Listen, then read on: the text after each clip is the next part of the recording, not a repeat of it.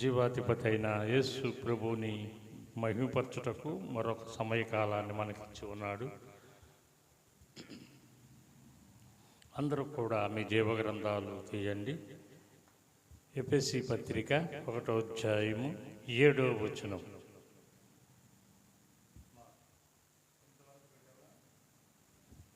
ఎఫెసీ పత్రిక 1వ అధ్యాయము 7వ వచనం.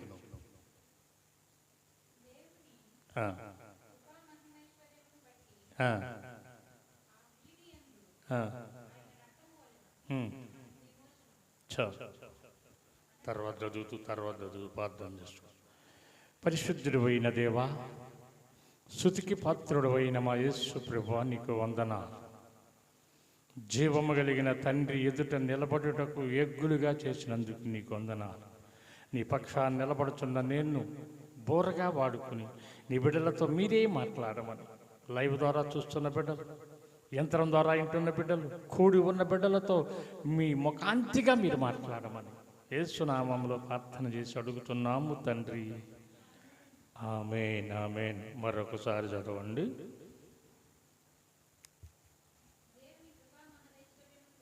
దేవుని కృపాక్షేమను బట్టి ఆయన రక్తం వలన ఏమవుతున్నాం? మనం విమోచించబడ్డాం. హల్లెలూయా.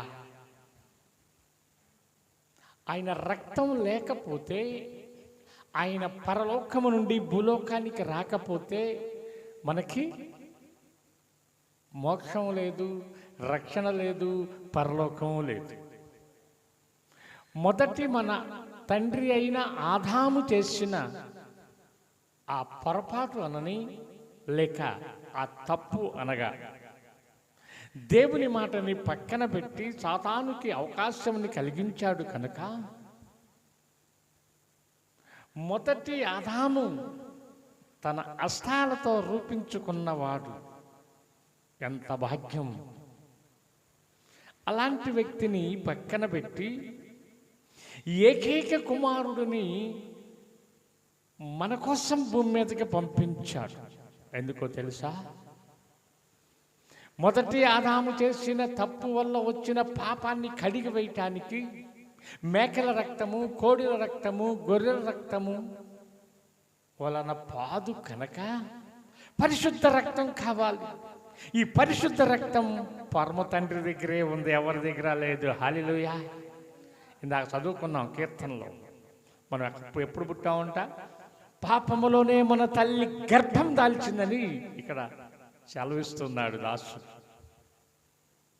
అలాగే ఆ రక్తం వలన మనకి పరలోకం, ఆయన ద్వారా స్వచ్ఛత, ఆయన ద్వారా దీవెన, ఆయన ద్వారా మనకు ఒక గుర్తింపు. హల్లెలూయా.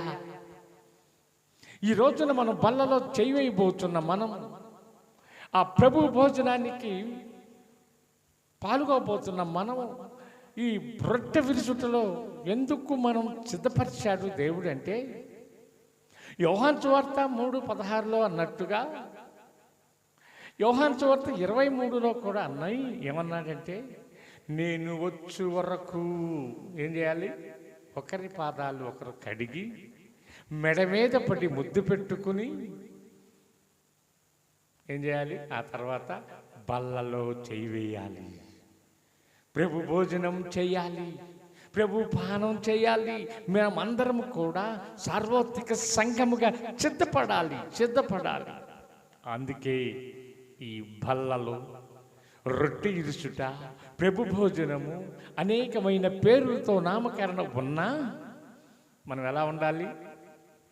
పరలోకానికి వెళ్ళే పౌరులుగా, పరలోక వారసులుగా, యువరాణిగా, యువరాజుగా ఆయన చిత్రీకరించి ఆశీర్వదిస్తూ ఉన్నాడు.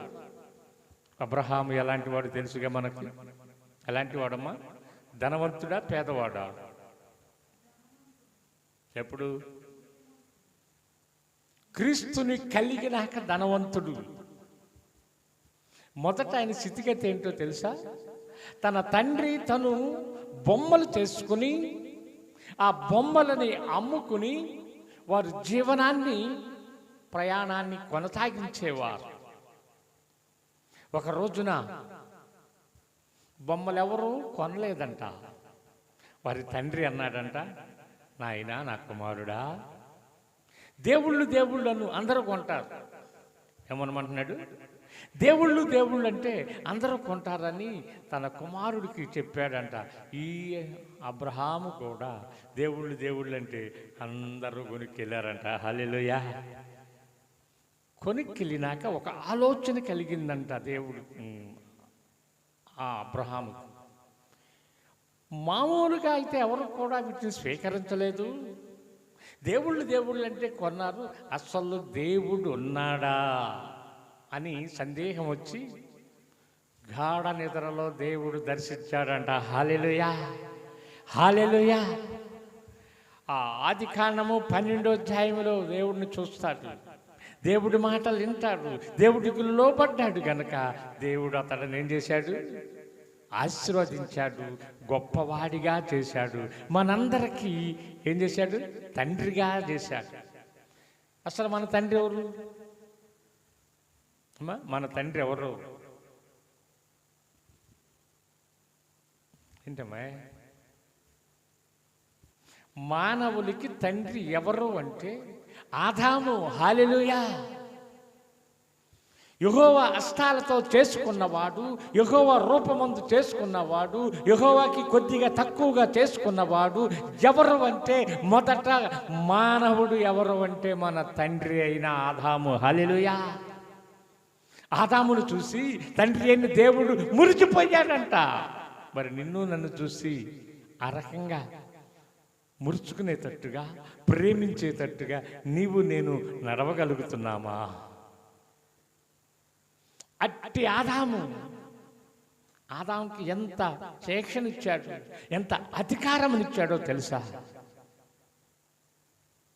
నోటి ద్వారా కలుగునుగాక నన్ని కలగ చేసి ఈ మట్టి మానవుడిని మట్టి పిసికి తన రూపమందు చేసుకుని జీవాయువునుభూతి అతడి స్వరూపమందు చూసుకుని ఎంతో ఆనందపడుతూ అధికారమునిచ్చాడు. హల్లెలూయా. ఏం అధికారం? ఈ తోటలో ఉన్నవన్నీ నీవే, ఈ భూమి మీద ఉన్న జీవరాశులన్నిటికీ నీవే నామకరణ చెయ్యి అన్నాడు. హల్లెలూయా. ఏం చేయమన్నాడు? పేరులు పెట్టమన్నాడు. ఎవరు పెట్టాలి పేరు? చేసింది ఎవరు? దేవుడు చేసిన అధికారం తన కుమారుడికి ఇచ్చారు. మీరు కన్నా మీరు పేరు పెడతానికి లేదు. పెడతారా? ఒప్పుకోరు. మీ అత్త మామలు ఒప్పుకుంటారా? ఒప్పుకోరు. అత్త మామలు మీరు గర్భం దాల్చిన కాడి నుంచే వారు కలలు కంటూ వారి నాయనమ్మ పేరు ముత్తాత పేరు ఆ పేరుని వీరు రంగరించుకుని ఆ 4 అక్షరాలను కూర్చుకుని ఈ పేరు పెట్టమని వస్తారు. అదే క్రైస్తవులైతే పరిశుద్ధ స్థలములో ప్రభు దగ్గర పాదాలు పట్టుకుని పరిశుద్ధ గ్రంథములో ఉన్న పేరుని పెట్టమని సృష్టికర్త అయిన దేవుని దగ్గర ప్రార్థన చేసి యాజకుడి దగ్గరికి వస్తారు. హల్లెలూయా. యాజకుడి దగ్గరికి వచ్చి, అయ్యా దేవుడు అనుగ్రహించిన ఈ సాక్ష్యము కానీ దేవుడు అనుగ్రహించిన ఈ బహుమానానికి ఒక మంచి పేరు పెట్టయ్యా అంటారు. హల్లెలూయా. మీ అమ్మా నాన్న పెట్టిన పేరు నీకు వర్తించదు, నీవు ముద్దుగా పెట్టుకున్నది వర్తించదు. ఈ గొర్రె పిల్ల జీవ గ్రంథంలో పేరు ఉండాలి అంటే, ఆ కొత్త పేరు పెట్టి పిలవాలి అంటే యాజకుడు పెడితేనే అది అమలైంది. హల్లెలూయా. ఆధార్ కార్డులో పేరు లేకపోతే, నువ్వు జనాభా లెక్కలో లేనట్టుగా ఈ జీవ గ్రంథంలో నీ పేరు లేకపోతే పరిశుద్ధ పట్టణంలో నీకు పాలు లేదు. హల్లెలూయా. అందుకే బాప్తిసము పొందగానే ఒక కొత్త పేరు పెడతాం. హల్లెలూయా. ఏం పేరు? కొత్త పేరు. జీవ గ్రంథములో పరిశోధించి దేవుని పాదాల దగ్గర గోజాడి ఆ పేరును తీసుకొచ్చి నీకు నామకరణ చేస్తాం. అది సేవకుడి బాధ్యత. అలా తప్పగా పెట్టేది కాదు. పరిశుద్ధాత్ముడి దగ్గర గోజాడి అడిగి, అయ్యా ఈ కుమార్తె ఈ రోజున కడగబడింది కదా, అయ్యా ఈ కుమారుడు ఈ రోజున నీ రక్తంలో కడగబడ్డాడు కదా, తన పాత జీవితాన్ని పాతిపెట్టి కొత్తగా రూపాంతరం చెందాడు కదా, ఇంతకాలము గొంగళి పురుగులాగా ఉన్నాడు ప్రభా, ఇప్పుడైతే చీతాకొక చిలుకుగా ఎగురుతూ నీ పరలోకము చేరాలి కదా ప్రభా. ఒక్క పేరు, అది సేవకుడికి ఇష్టమైన పేరు కాదు, దేవునికి ఇష్టమైన పేరు నీకు పెట్టి ఆ పేరుతో నిన్ను పిలవాలి రేపు. ఎవరు ఈ లోకంలో ఎవరు పిలిచినా పిలవకపోయిన ఇబ్బంది లేదు, దేవదూతలు పిలిస్తే హల్లెలూయా హల్లెలూయా. పక్కనే గలతీ పత్రికలోకి రండి. గలతీ పత్రిక 6వ అధ్యాయము 4వ వచనం పక్కనే.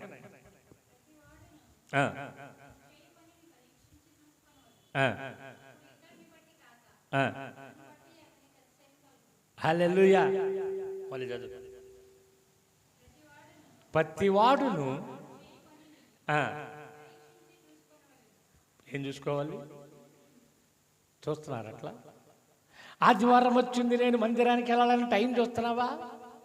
ఆదివారానికి వెళ్ళాలని ఆ పనులు త్వరగా ముగించుకుని నీవు పరిశోధించుకుని పరిశుద్ధ స్థలానికి నా తండ్రి దగ్గరికి వెళ్ళాలి, నా ఆత్మీయ తండ్రి ముఖాంతిలో గుండా ఏమి మాట్లాడతాడో పరిశుద్ధాత్ముడు వాటి ద్వారా నా కుటుంబాన్ని కట్టుకోవాలి, నా కుటుంబాన్ని దిద్దుకోవాలి, నా పిల్లల్ని నేను ఆయన సన్నిధిలో ఎదగాలి. హల్లెలూయా. మీరు ఎలా ఉండాలో తెలుసా? ఆనందయాత్ర, ఇది ఆత్మీయ యాత్ర, యేసుతో యేసుతో నూతన యెరూషలేము యాత్ర, ఆనందయాత్ర. హల్లెలూయా. మనము మన కుటుంబం కూడా ఆనందయాత్ర చేస్తూ ఆయన సన్నిధానంలో మనం వెలుచూ ఉంటే ఆయనకెంతో ఆనందం. హల్లెలూయా హల్లెలూయా. ఎందుకు ఈ ప్రయాస? గిజానికి మందిరాలు ఉన్నాయి.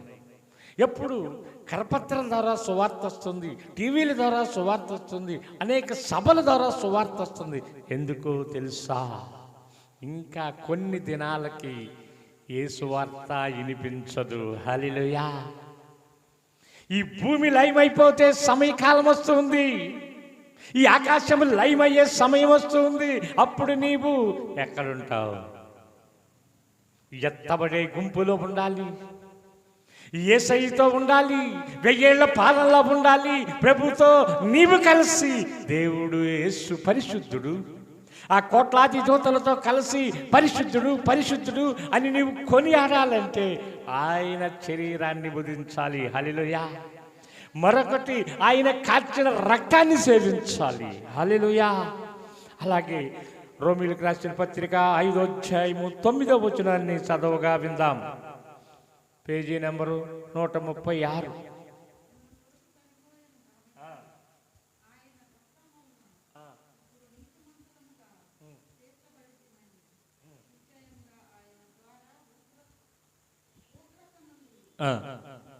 హల్లెలూయా.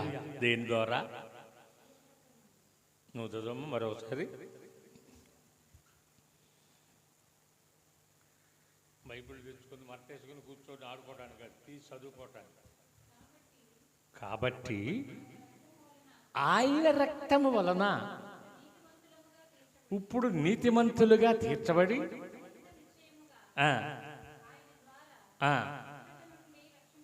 హల్లెలూయా.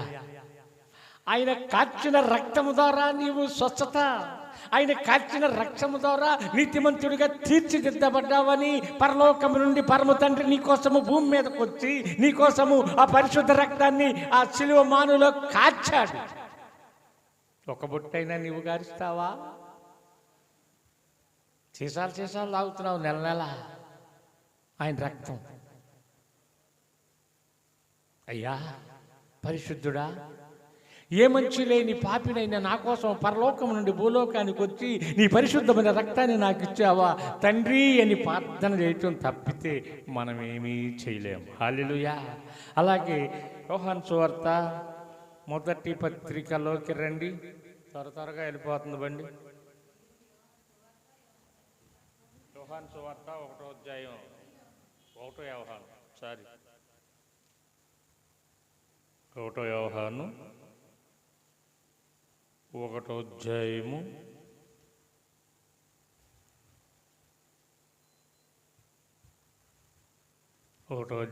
9వ వచనం. ఇది కూడా 9.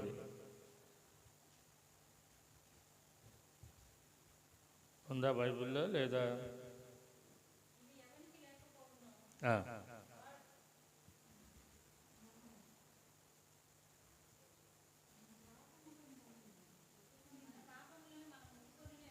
మన పాపములను మనం ఒప్పుకున్న ఎడల ఆయన నమ్మదగిన వాడును నీతిమంతుడును గనక మన పాపములను క్షమించి సమస్త దుర్నీతి నుండి ఆయన పవిత్రుడుగా చేస్తాడంట. హల్లెలూయా, హల్లెలూయా. ఈ యోహాను భక్తుడు పద్మవర్షములో చూసి దేవుని దర్శనము ద్వారా పరిశుద్ధాత్మతో రాయించిన లేఖలు. హల్లెలూయా, హల్లెలూయా. ఆశామాశాగా రాసిన లేఖలు కాదు, పరిశుద్ధాత్ముడే దేవుడే రాశాడు, రాయించాడు అని చెప్పాలి. ఆయన ద్వారా మనం పరలోకం చేరాలంటే ఎవరి ద్వారా? ఒక ప్రయాణం చేస్తూ ఉన్నప్పుడు ఆ వాహనం డ్రైవరు క్రమముగాను చక్కగాను ఆయన ఆ డ్రైవింగ్ చేస్తేనే మనం అనుకున్న గమ్యానికి చేరుతాం. అలాగే ఇద్దరు బిడ్డలు ఉన్నారు ఒక తల్లికి. ఇద్దరు కూడా ఆడబిడ్డలేనంట. ఒక బిడ్డ అయితే అమెరికాలో ఉంది, ఒక బిడ్డ అయితే ఇండియాలో ఉంది. హల్లెలూయా. ఈమె పెద్ద బిడ్డ దగ్గరికి అని బయలుదేరి ఆ విమానంలో ప్రయాణం చేస్తుంది. మార్గమధ్యములోకి వెళ్ళినాక ఆ విమానానికి ఇబ్బంది వచ్చింది. హల్లెలూయా. ఏమొచ్చింది? ఇబ్బంది వచ్చింది. ఇబ్బంది, అమెరికాకి వెళ్ళలేదు విమానం. మధ్యలోనే ఈ సముద్రంలోనే పడిపోయే దాఖలాలు ఉన్నాయని ఆ పైలట్లు లేక డ్రైవర్లు చెప్పారు ఉన్న జనానికి. వీళ్ళు ఏం చేస్తున్నారు అప్పుడు? ఏమా, విమానం కొద్ది నిమిషాల్లో ఈ సముద్రంలో పడిపోతుంది, కూలిపోతుంది అని ఆ వార్త నీకు వినిపించినప్పుడు లేక నీకు చెప్పినప్పుడు ఎలా ఉంటుంది నీ మనసు? ఏడుస్తారా, ఏడవరా? మీరు ఏడవరు కదా? చాక్లెట్లు తింటూ ఉంటారా, లేకపోతే బిర్యానీలు తింటూ ఉంటారా? అందరూ ఏడుస్తున్నారంట. అందరూ ఏడుస్తూ ఆ యోనా పడవలో ఉన్నప్పుడు, ఓడలో ఉన్నప్పుడు ఎలా ఏడుస్తున్నారో ఇక్కడ కూడా అంతకన్నా ఎక్కువగా ఏడుస్తున్నారంట. ఒక తల్లి ఉంది, ఇద్దరు బిడ్డలు కలిగిన తల్లి, బాప్తిస్మము పొందిన తల్లి, యేసు రక్తంలో కడగబడిన తల్లి, యేసు రక్తాన్ని సేవించే తల్లి, యేసుతో మాట్లాడే తల్లి ఉంది అక్కడ. ఆ బిడ్డ చింత లేకుండా ఉందంట. ఆ వచ్చి ఆ విమానం నడిపేయాయి. ఆ సహోదరుడు వచ్చి అంటున్నాడంట, అమ్మా నువ్వెందుకని నీతో కన్నీరు రావట్లేదు, నువ్వెందుకని ఏడవట్లేదు అన్నాడంట. అప్పుడు ఏం చెప్పిందో తెలుసా ఆ తల్లి? ఎందుకయ్యా, ఈ సముద్రంలో పడిపోతే బాధలేదు, మీరు చేరిస్తే అమెరికా వెళ్తా, లేకపోతే ఇండియాలోనే నా కుమార్తె నిద్రించింది కదా అక్కడికి వెళ్తా పరలోకంలోకి. హల్లెలూయా. ఎక్కడికంట? చనిపోయిన చిన్న కూతురు దగ్గరికి వెళ్ళిద్దంట. తాము కూడా చనిపోతే చేరితే అమెరికాలో ఉన్న కూతురు దగ్గరికి వెళ్ళిద్దంట. హల్లెలూయా. ఆ నిరీక్షణ ఉందా మనకి? ఉందా? ఎప్పుడెప్పుడు అయిపోతుందా అని టైం చూసుకుంటున్నారు. ఎప్పుడెప్పుడు వెళ్ళాలా అని, ఏమి తినాలా, ఏమి ధరించాలా, ఎక్కడికి వెళ్ళాలా, ఇదే ప్రయాణం అయిపోయింది మానవుడిది. ఆ రాజ్యంలో నేను ఎప్పుడుంటాను ప్రభువా, ఆ నీతి రాజ్యంలో నేను ఎప్పుడుంటాను తండ్రి అని విచారం లేదు. నీ ఇంట్లో నీ పిల్లలు నీ మాట వినకపోతే విచారిస్తావు, నీ యజమానుడు మాట వినకపోతే నువ్వు విచారిస్తావు. దేవుని దగ్గర ప్రభువా నా కుటుంబం కొర్నేళ్ళు కుటుంబం వలె, నా కుటుంబం కొర్నేలు కుటుంబం వలె నీ సన్నిధిలో కనిపించాలిగా ప్రభా. ఆ బంగారం వీధుల్లో ఉండాలిగా ప్రభా. ఆ పులులు మేకలు కలిసి ఉండే ఆ స్థలములో మేను కూడా ఉండాలిగా ప్రభా అని దేవుణ్ణి అడుగుతావా? కుడి వైపు వేసిన దొంగలాగా అడగవు, ఎడం వైపు వేసిన దొంగలాగా అడుగుతావు. నాకు అది కావాలి, నాకు ఇది కావాలి అని అడగటమే కానీ నాకు పరలోకము కావాలి ప్రభా, శాశ్వతమైనది, నీతో ఉండే దానికన్నా ఇంకా భాగ్యం ఏముంది ప్రభా. ఈ లోకంలో నాకు ఏమీ వద్దు, నీ ఉంటే చాలయ్యా.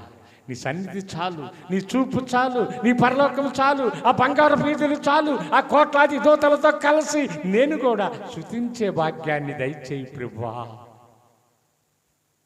నాకు భక్తుడు ఏమంటున్నాడు దావీదు, నా పాపం పోవునట్టుగా నన్ను కడుగయ్యా కడుగయ్యా అంటున్నాడు. మీరు ఏదైనా పాపం చేసి ఉంటే ముందు నీవు సమాధానపడొచ్చి బల్లలో చేవేయాలి. ఎవరితోనైనా ఇబ్బందికరమైన మాటలు నీవు మాట్లాడుస్తే వారి దగ్గరికి వెళ్ళి ఏం చెప్పాలి? క్షమాపణ చెప్పాలి. నేను సేవకుడు అయ్యుండి కూడా కాని మాట పలికాడు ఒక సేవకుడు. కోపం వచ్చి మోసేలాగా నేను పాతి పెట్టలేదు కానీ ఇసుకలో ఇసిరి అంత లెక్కలో చేశా, మెడబట్టుకుని. ఆ రోజు ఇలాగే తెల్లారి బల్లెవ్వాలి. శనివారం జరిగింది. శనివారం నిద్ర పడతల్లా, ప్రార్థన నడవటల్లా. దేవుడు ఏం చేశాడంటే, నీ తమ్ముడితో నీవు కొండెములాడావుగా, సమాధానం లేదుగా, సమాధాన పడొచ్చినాక నా బల్లలో చేవేయమన్నాడు. నేనే మరి బల్లెవ్వాలి, ఏం చేయాలి అని దేవుని దగ్గర ప్రార్థన చేసుకుని, ఇక్కడ దైవజనులు, అభిషక్తులైన దైవజనులు ఉన్నారు. వైకుంఠపురం ప్రాంతంలో సేవ చేస్తున్న దైవజనులు. ఆ పౌలస్ గారిని 4 గంటలకే తీసుకుని నా బండి ఎక్కించుకుని నేను ఎవరినైతే తోలనాడానో వారి ఇంటికి వెళ్ళి వారి తలుపు కొట్టి వారిని బయటికి పిలిచి ఈ దైవజనుడు ద్వారా ఈ దైవజనుడికి చెప్పా. పరిస్థితి అంతా వివరించి అతడి చేతులు పట్టుకుని క్షమాపణ అడిగి వచ్చినాకే నేను బల్లలిచ్చా. హల్లెలూయా. అంటే నేను గొప్పవాడిని కాదు. ఇక్కడ ఏమంటున్నాడంటే, సమాధానం లేకుండా నేను బల్లిస్తే నేను శాపకస్తుని, మీరు శాపకస్తులవుతారు. మీరు పరిశుద్ధంగా ఉండి ఈ బల్లలో చేవేయాలి. బల్ల అంటే దేవునితో, దేవుని సన్నిధిలో దేవుడు ఉగ్రత నుండి తప్పించుకోవటానికి, పరలోకం చేరటానికి నీవు తండ్రి దగ్గర ఒప్పుకోవాలి అంటే నీవు ఆ బల్లలో చేవేయాలి. నీవు ఆ రొట్టె విరుచుట్లో చేవేయాలి. ఆ శరీరం ఆ రక్తం రెండిటిలో పాలివాడు అయితే ఆయన తండ్రి దగ్గర, ఇతడు అబ్రహాము కుమారుడే. ఎవరు కుమారుడు? మన ఎవరు కుమారులు? అబ్రహాము సంతానం, అబ్రహాము ఆత్మీయ సంతానం. అప్పుడు సాక్ష్యం చెబుతాడంట. సృష్టికర్త అయిన యేసు ప్రభు సాక్ష్యం చెబితే ఇంకేముంది? ఇంక కావాల్సిందేముంది? కావాల్సిందేముంది? అందుకే ఆయనని మనం వేడుకోవాలి, ఆయన కోసం ప్రయాసపడాలి. అసలు ఈ బల్ల ఎక్కడ స్టార్ట్ అయింది చూద్దాం. ఆదికాండంలోకి రండి, సమయం అయిపోతూ ఉంది. ఆదికాండము 14వ అధ్యాయంలోకి రండి. 14:18లో ఈ మెల్కీషా గారు కనిపిస్తారు. తీసిన వాళ్ళు చదవండి.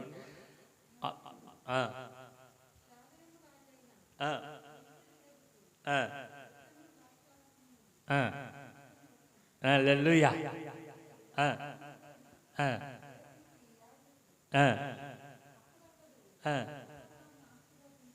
హల్లెలూయా. చాలు చాలు చాలు.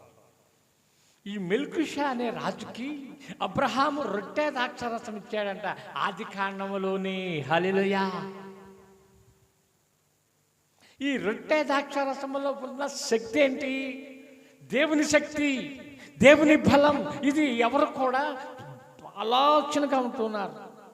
ఈ బల్ల తీసుకోకుండా, నీవు బాప్తిస్మము పొందినాక బల్లలో చేయి వేయకుండా, ద్రాక్షారసం సేవించకుండా పరలోకం ఎలా వెళ్తాం? టికెట్ లేకుండా ట్రైన్ ఎక్కనిస్తారమ్మా?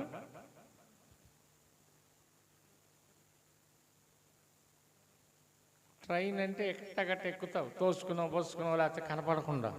విమానం ఎక్కుతావా? విమానంలో లెక్క ఉండిద్ది, దానికి ఒక చెక్కింగ్ ఉండిద్ది. ఆ పాస్పోర్ట్ ఉంటేనే. ఎవరున్నారు ఇక్కడ? గాబ్రియల్ గారు ఉన్నారా, కేశవరావు గారు ఉన్నారా అని చూస్తారు. ఆధార్ కార్డులో ఏ పేరు ఉంటుందో, జీవగ్రంథంలో ఏ పేరు ఉంటుందో, అక్కడ దేవదూతలు పరిశోధించినప్పుడు ఆ పేరు కనిపించకపోతే ఇక్కడ నీ పేరు లేదమ్మా అంట. ఆ పేరు కోసమే ఈ పేరు పెట్టుకుని పరిగెత్తేది. ఆ విమానం ఎక్కేటప్పుడు పాస్పోర్ట్ లేకపోతే ఎక్కనెత్తాడా? నీకేమీ లేదు, పాస్పోర్ట్ లేదయ్యా అంట. ఇక్కడ కూడా దేవదూతలు వారు పరిశోధించి గ్రంథాన్ని చూసినప్పుడు ఈ గొర్రెపిల్ల జీవ గ్రంథంలో నీ పేరు లేకపోతే నీవు ఆపివేస్తారు. హల్లెలూయా. అలాంటి ఆపివేసే స్థితిలో ఉండకుండా ఆనాడు మెల్కుషాకి ఎందుకు ఇచ్చాడు అంటే, ఇతడు పరలోకానికి సిద్ధపడటానికి, పరలోకానికి చేరటానికి, పరలోక వారసుడు. అందుకే గొర్రెపిల్ల జీవ గ్రంథమందు నీ పేరున్నదా, పరలోక రాజ్య ప్రవేశము నీకున్నదా? గొర్రెపిల్ల జీవ గ్రంథంలో నీ పేరుందా? పరిశుద్ధ పట్టణానికి వెళ్ళే నీకు పరలోక ప్రవేశం ఉందా అని దేవుడు అడుగుతున్నారు. అప్పుడేం చెప్పాలి? లేకపోతే ఆ బుద్ధి లేని కన్నికల్లాగా మేము అవి చేశాము ఇవి చేశామని ఎన్ని చేసినా మీరెవరో నాకు తెలియదు అంటాడు. ఆ తెలియని గుంపులో ఉంటావా? తెలిసి ఇతడు కూడా అబ్రహాము కుమారుడే, ఇతడు కూడా అబ్రహాము కుమార్తె అనే గుంపులో ఉంటావో నీవు పరిశోధించుకో. నీకే దేవుడు దృష్టిపెడుచు ఉన్నాడు. ఈ బల్ల అంటే కొందరికి లెక్కలేనితనంగా ఉంది.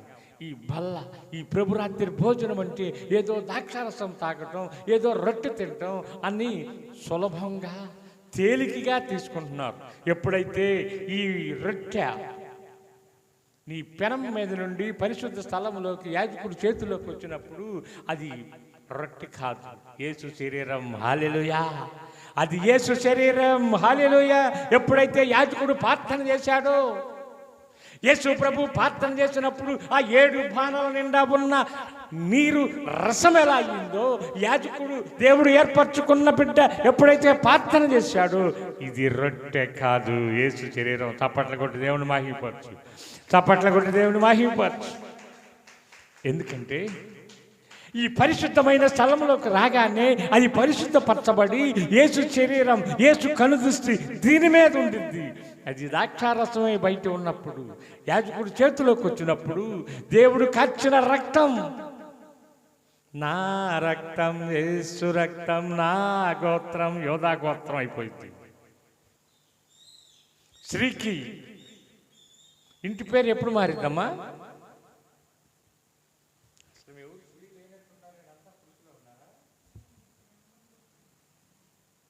పురుషులేలే. మీ ఏర్పాట్లు, మీ వ్యవహారాలన్నీ కూడా సార్వత్రిక సంఘము, పురుషుడైనా స్త్రీ అయినా భూమి మీద ఉన్న బిడ్డలందరూ కూడా క్రైస్తవులు అనేవారు, యేసు రక్తంలో కడగబడిన వారు, వధువు సంఘం. హల్లెలూయా.